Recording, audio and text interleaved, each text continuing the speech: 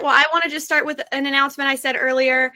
We are going to be releasing Morals and Markets as a podcast. This will technically be the second session of the podcast. Yes, claps all around. This will be the second session because we'll be releasing Dr. Salsman's October session on his book, Where Have All the Capitalists Gone? That will be our inaugural session of the Morals and Markets podcast. So if you are listening on your favorite podcast app, join us usually on the fourth Thursday of every month live for Morals and Markets. There will be a link in the bio or the description of your podcast to join us so that you can take part in the Q&A, because the podcast is going to be Dr. Salsman's presentation. But if you want to take part in the Q&A, join us live. So with that, I'm going to turn things over to Dr. Salsman. We are talking Trumpism as America's future, the good, the bad, and the ugly. So I'm going to show the results of our poll and then move into Dr. Salsman. Give the floor to him. Abby, thank you, and welcome back, everyone, to Morals and Markets. This is an off date for us. We're usually the last, the fourth Thursday of every month, but we want to avoid Thanksgiving this time, so that's why we're doing this.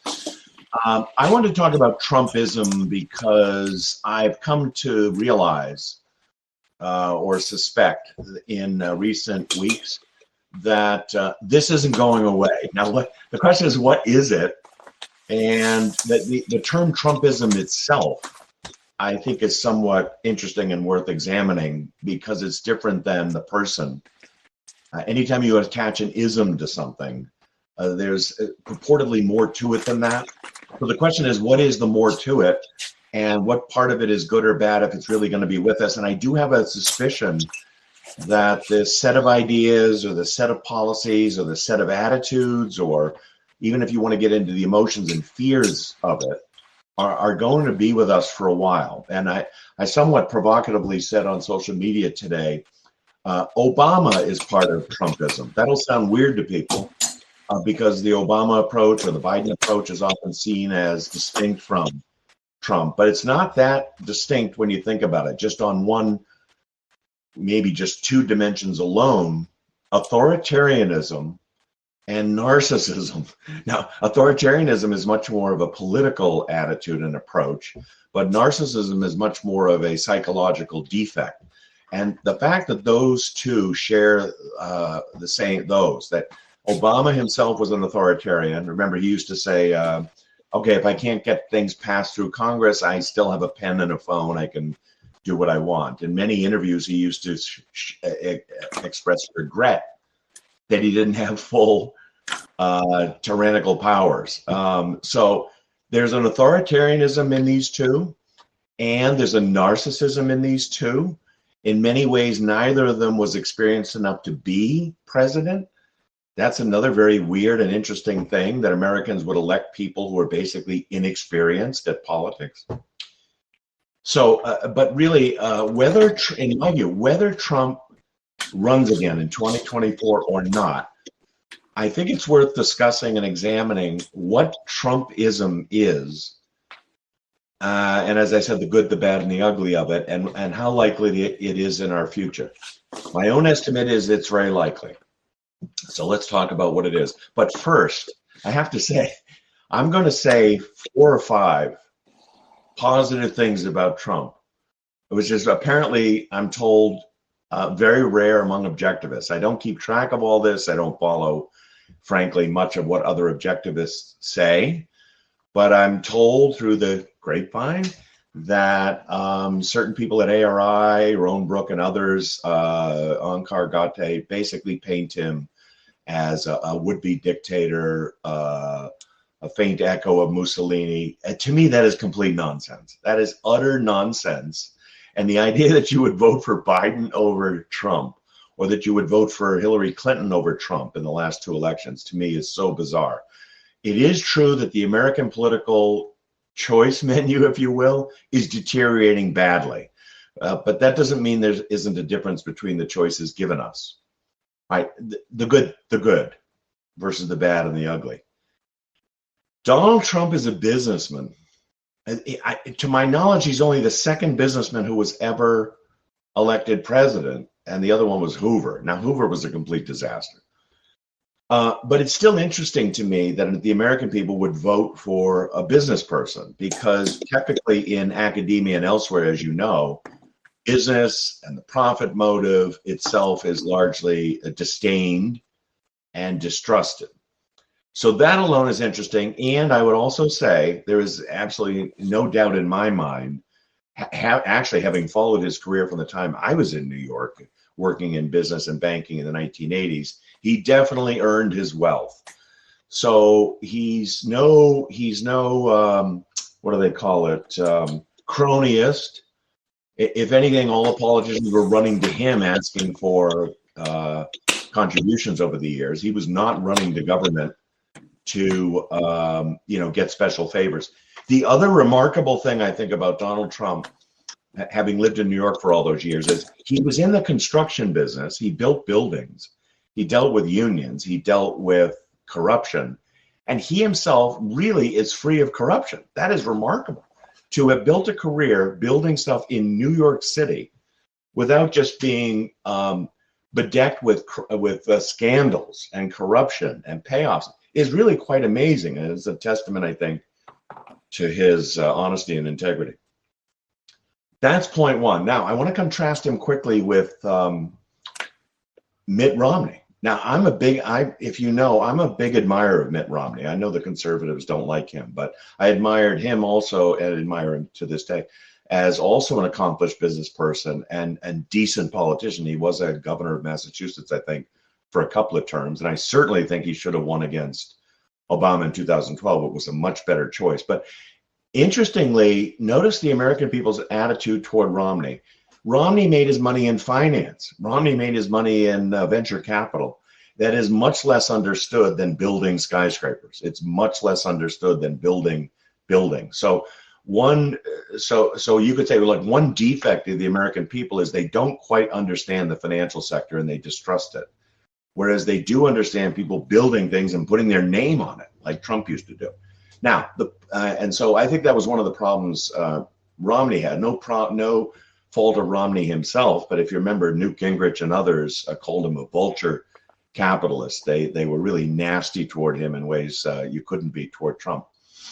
So now the second point I want to make, Trump was unabashed about his success.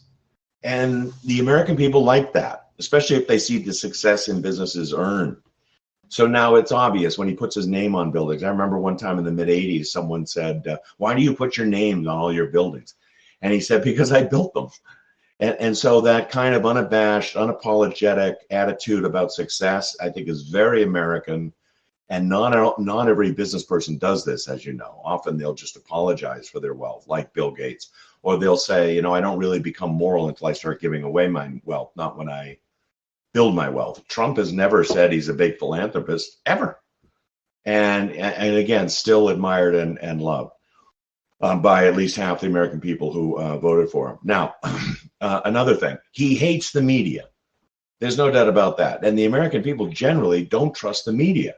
So they're attracted to Trump also because he calls the media out and says they're dishonest. Now, when he said that they're the enemy of the people, that might have been a bit over the top.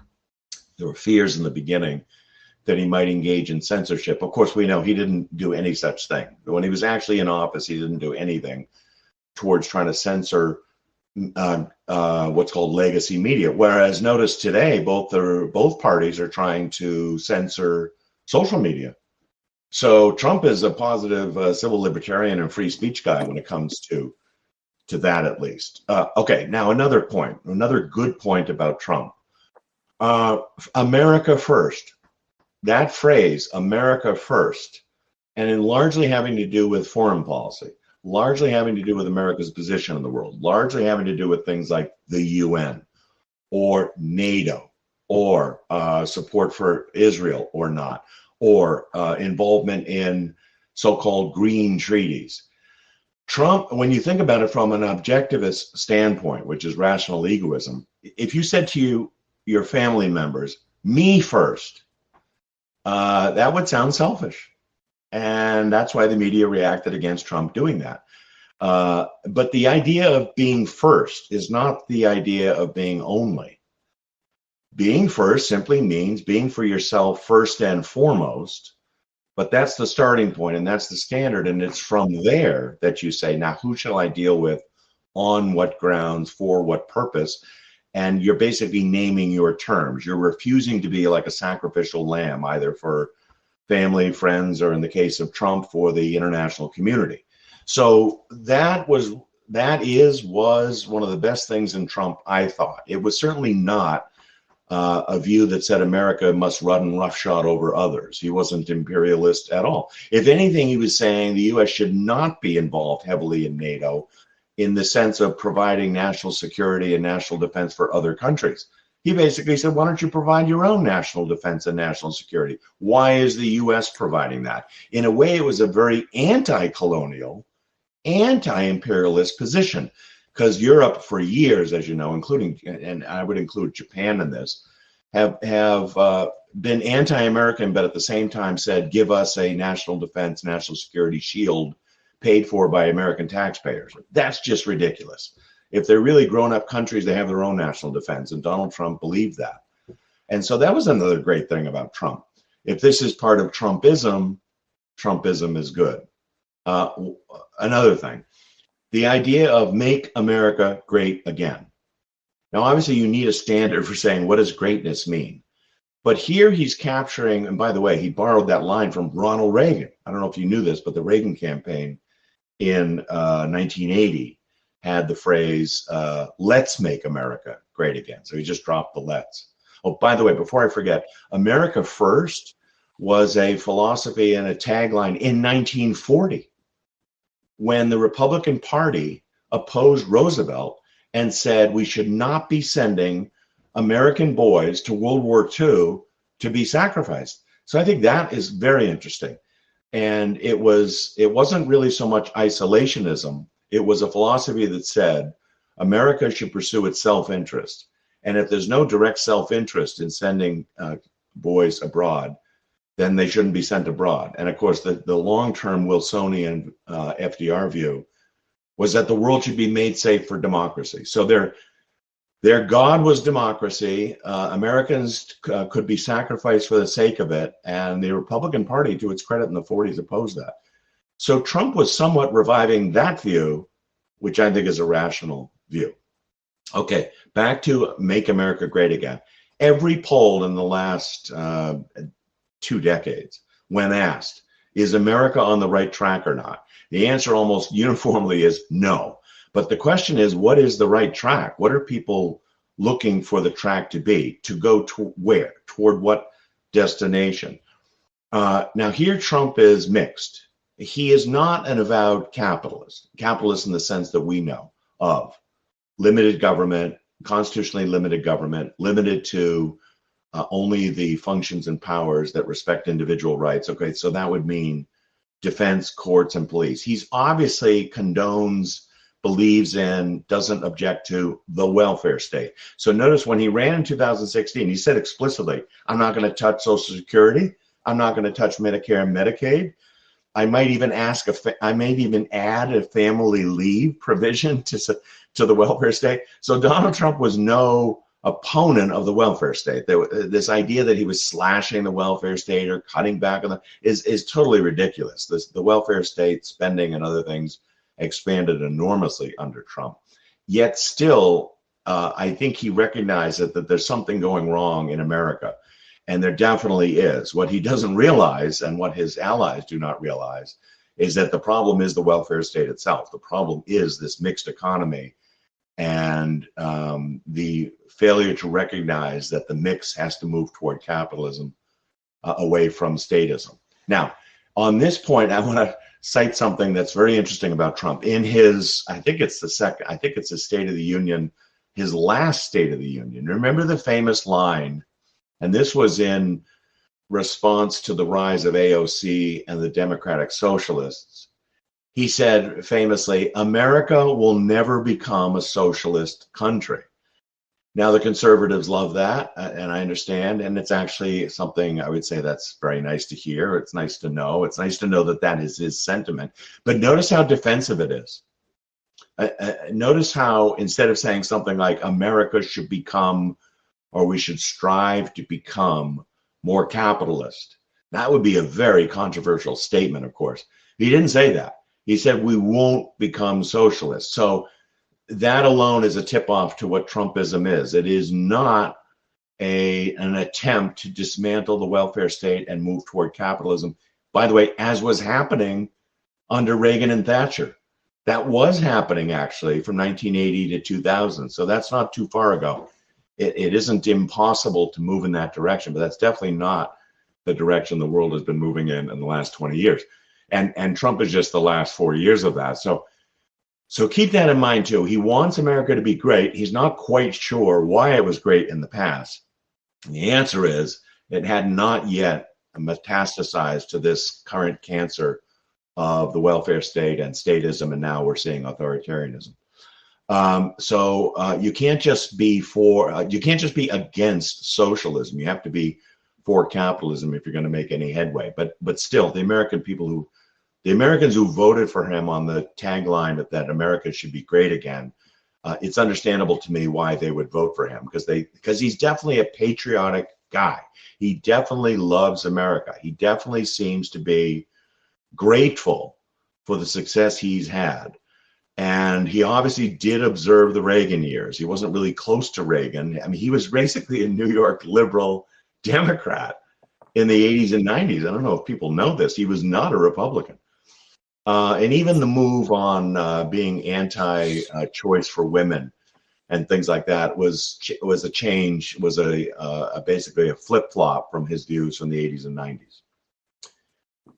Okay, now, before I go to the negative, I just want to say something about isms. If you think of things like Stalinism, Leninism, even something like Obamacare, or supply-side economics in the 80s referred to as Reaganomics, any case, or Marxism, any case where a set of ideas is attributed to the person is in part a critique. It's two things. One, it's basically a compliment. You're basically crediting someone with having discovered a set of ideas. So that's the good part. The bad part is usually by critics saying this is idiosyncratic, meaning this is not an enduring, legitimate set of ideas. These are a set of ideas that will come and go with the person.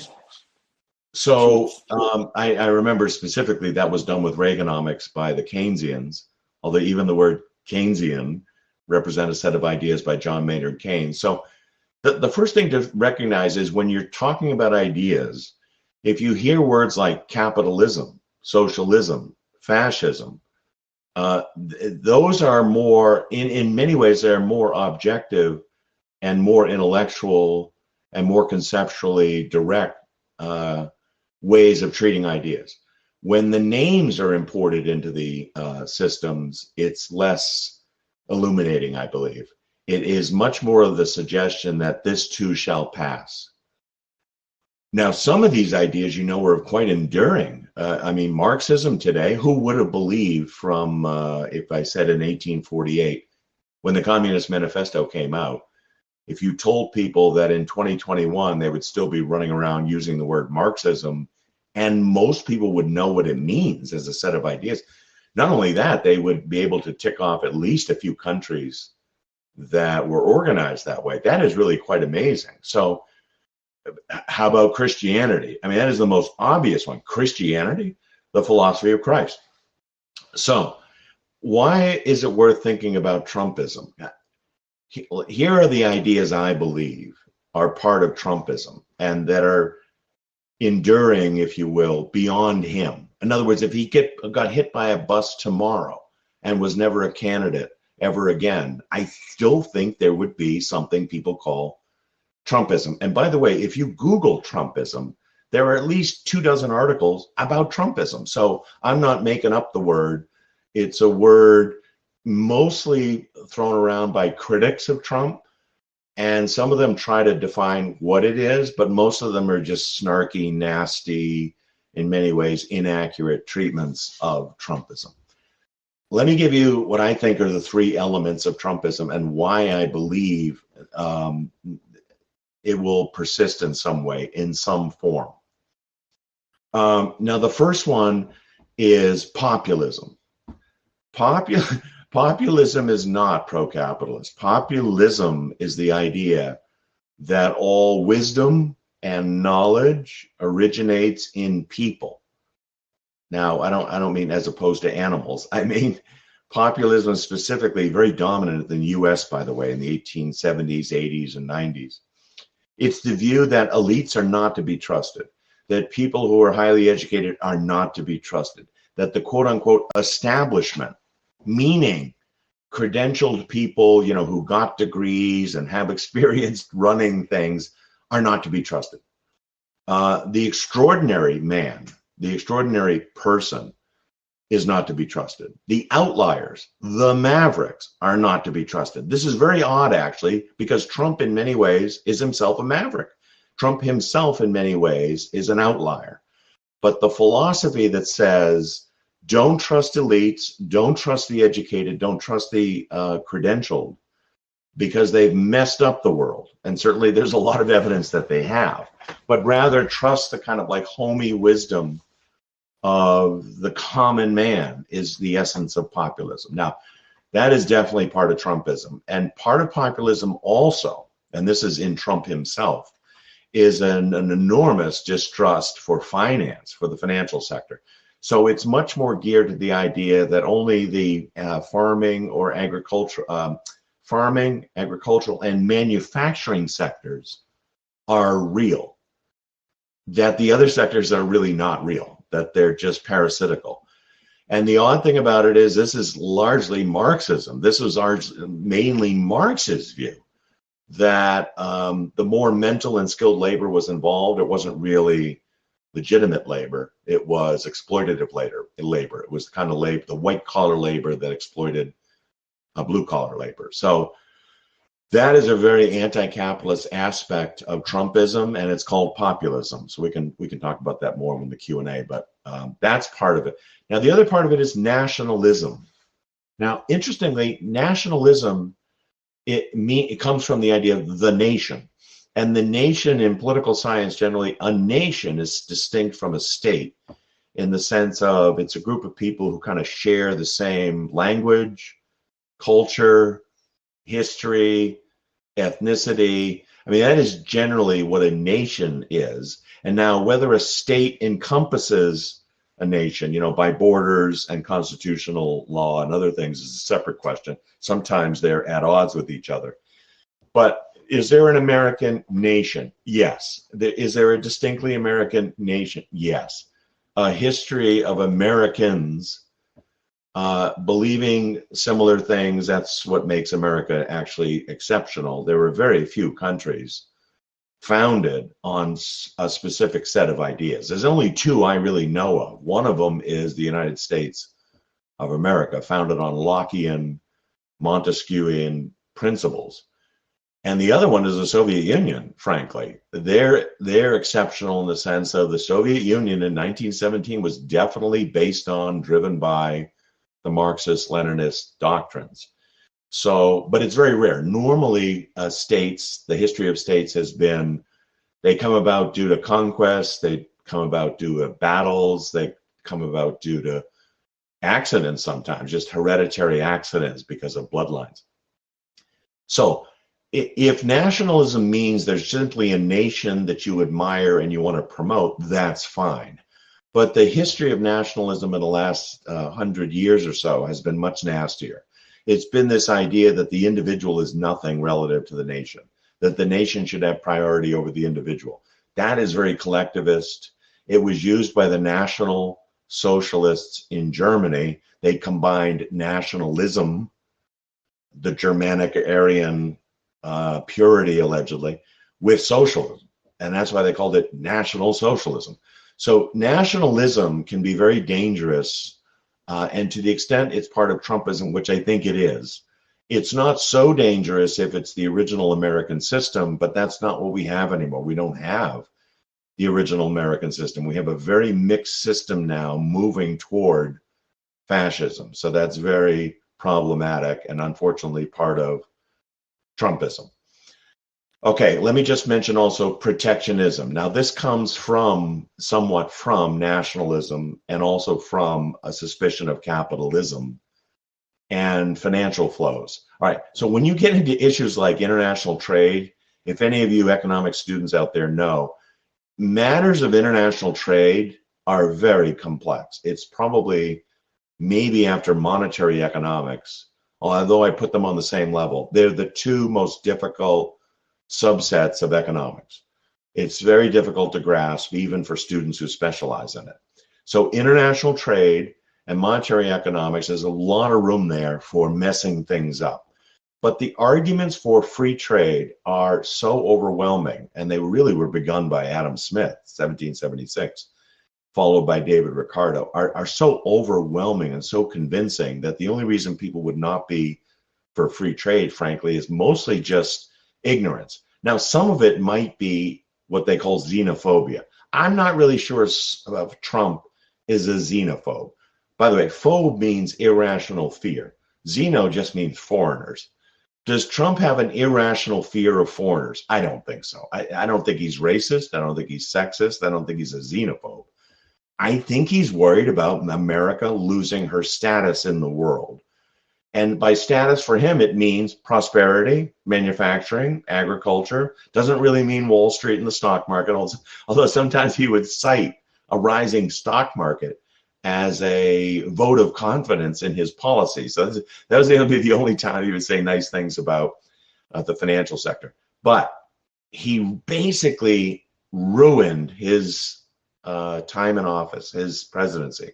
He basically risked his reelection on two things: protectionism and then the authoritarianism of Fauci. What a disaster. In each case, Trump went the wrong way. Now, he did campaign on this, so it wasn't totally surprising, but he slapped on those tariffs, not just on China, by the way, but also on Europe, on Mexico, on Canada. He basically tore up NAFTA, which had been the North American Free Trade Agreement, which had been negotiated not only by Reagan and Bush, but by Clinton and Gore. So Reagan, Bush, Clinton, and Gore advocated NAFTA. And notice it was Ross Perot, another businessman who tried to become president in the mid-90s, who was against NAFTA. Businessmen and Hoover was like this. Businessmen who run for political office in America have a very bad record of opposing free trade. And it not only ruins them, it ruins the country. It's a real head turner. There's something about business people who seem to be too myopic and unaware of the enormous benefits of free trade. So at any rate, you know that Trump is a big protectionist. He put up the tariffs, he put up the quotas, he shrunk trade with these foreign, and it really hurt the U.S. economy. And then, and in cases where U.S. farmers, like farmers of soybeans and others, were suffering, he would turn around and subsidize the soybean farmers. So it's an example of one intervention leading to disaster, leading to yet another intervention where he tries to subsidize those he's harmed. It was very bad. It was a very bad idea. And notice, this is typical of Biden. Biden has retained all the bad Trump ideas, and he's reversed all the good Trump ideas. So that's typical Biden. He also just reappointed Powell at the Fed, who is apparently trying to engage in a hyperinflation. Incredible. Now, the other thing Trump did, and I think this is part of Trumpism, I hate to say it, the authoritarianism of public health. You know, he put front and center Fauci and Birx. It was Trump who said the government should be heavily involved with lockdowns and masking and distancing and all that other stuff. Now, he wasn't as authoritarian as Cuomo or in New York, or Pritzker in Illinois, or I can't even remember, who's the other one? Newsom in California. There were at least 4 or 5 governors, true despots, looking for an excuse to be authoritarians. And he didn't really do anything about it. He didn't really stop them. He didn't really defund them. He could have. And remember the other thing he did, he basically allowed lawlessness through the cities in the 2020, summer of 2020. Very odd coming from a guy who said, I'm for law and order. He really wasn't for law and order. He didn't really intervene where he should have, and told the governors and mayors that they cannot allow, the burning, looting, and all the other things, not only of private sector business, but of precincts and courthouses and things like that. So I'm not saying that's part of Trumpism, but I want to bring that up from the standpoint of most critics of Trump and those who use the word Trumpism actually try to paint him as a fascist, as an authoritarian who will intervene in all these things. And actually, in the case of law and order, he didn't intervene. And Biden and Obama, in many ways, are much more authoritarian than Trump. But they all share this lean toward authoritarianism, and it's a very unhealthy and un-American trend that's happening. Last thing I'll say on authoritarianism, then I just want to stop and hear what you guys have to say. If you notice, I would say I've noticed this in the last 4 presidents. They come into office, and you see this on TV.